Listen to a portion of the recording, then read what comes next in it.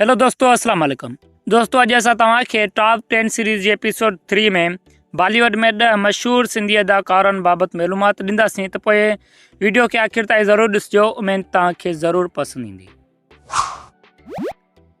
राजकुमार हिरानी इन जो इंडिया में हिकु सिंधी फैमिली में जनमु थियो। इन जा वॾा विरागे जे दौरान सखर मां लॾे इंडिया विया।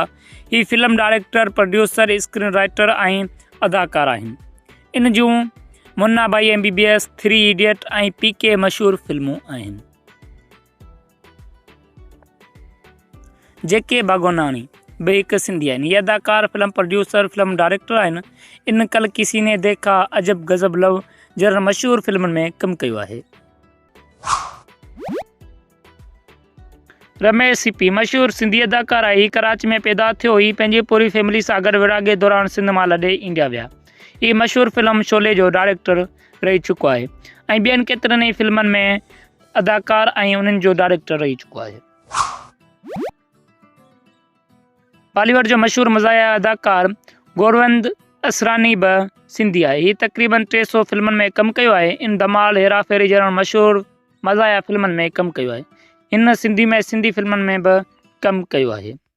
दमादम मस्त कलंदर, हे दमादम मस्त कलंदर, झूलेलाल बेड़ा ही पार।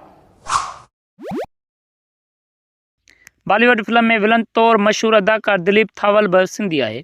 ही फिल्म ऐं स्टेज अदाकार आहे। इन जो वालिद विरागे जे दौरान हैदराबाद मां लॾे इंडिया वियो हो। इन इंडिया में सिंधी फिल्मनि में बि कमु कयो आहे। बहितरीन अदाकार आफ्ताब शोदासी बि हिकु सिंधी आहे। इन बॉलीवुड जो मशहूर फिल्मनि में कमु कयो आहे, जीअं में क्या ये प्यार है, मस्ती, आवारा, पागल, दीवाना शामिल आहिनि।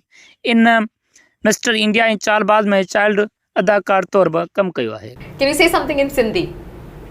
तुंहिंजो नालो छा आहे? Oh wow, well done. Full marks to Aftab on that. At least tell our audiences what that means.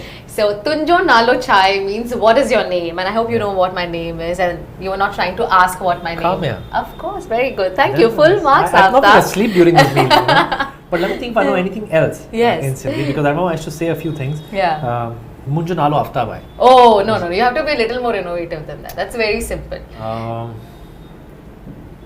तू सफ़ा चढ़ियो आहे। Oh!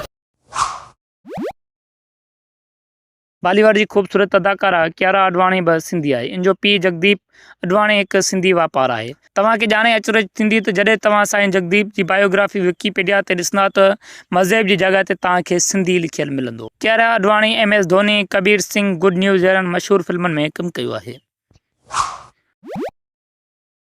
ख़ूबसूरत हीरोइन तमन्ना भाटिया बि सिंधी आहे।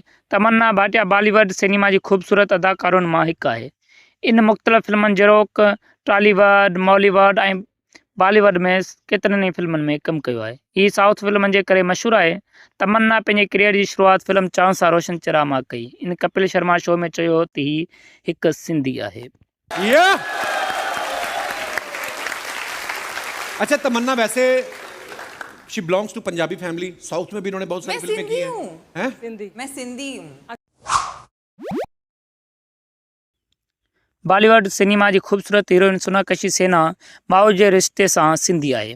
हीअ 7 जून 1987 में मशहूर अदाकार शतरंज सेना ऐं पूनम सेना जे घर में पैदा थी। हिन जो वालिद शतरंज सेना बहारी फैमिली सां तालुक़ रखे थो। इन जी माउ पूनम सेना जेका मिस इंडिया बि रही चुकी आहे, उहा सिंधी फैमिली सां तालुक़ रखे थी। Arman is asking me if I can speak something in Sindhi. All I know how to say is chariyo chokro. Because I've heard that a lot from my mom while growing up. Chari. ऐं बॉलीवुड जो मशहूर superstar Ranveer Singh बि सिंधी आहे। इन मशहूर फिल्मनि Bajirao Mastani, Simba ऐं गली बॉय में मेन किरदारु अदा कयो आहे।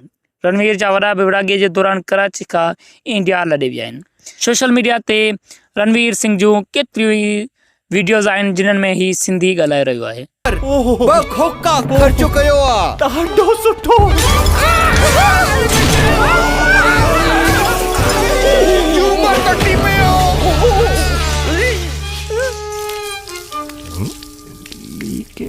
पाइप अच्छा नहीं है, घर में खर्चो ऐं पाइप में कंजूसी। सब भाई भावर भेनारू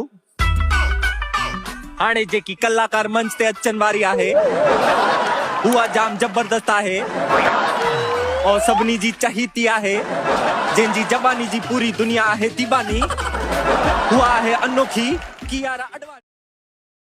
दोस्तों उमेद त असांजी अॼु जी वीडियो तव्हांखे ज़रूरु पसंदि आई हूंदी। अहिड़ी वधीक वीडियो ॾिसण जे लाइ असां यूट्यूब चैनल खे सब्सक्राइब कयो ऐं बेल आइकन जे बटन ते ज़रूरु दॿाइजो जीअं असांजी ईंदड़ हर वीडियो जो नोटिफिकेशन अव्हां ताईं पहुची सघे। त पोइ असांखे ॾींदा इजाज़त। ख़ुदा हाफ़िज़।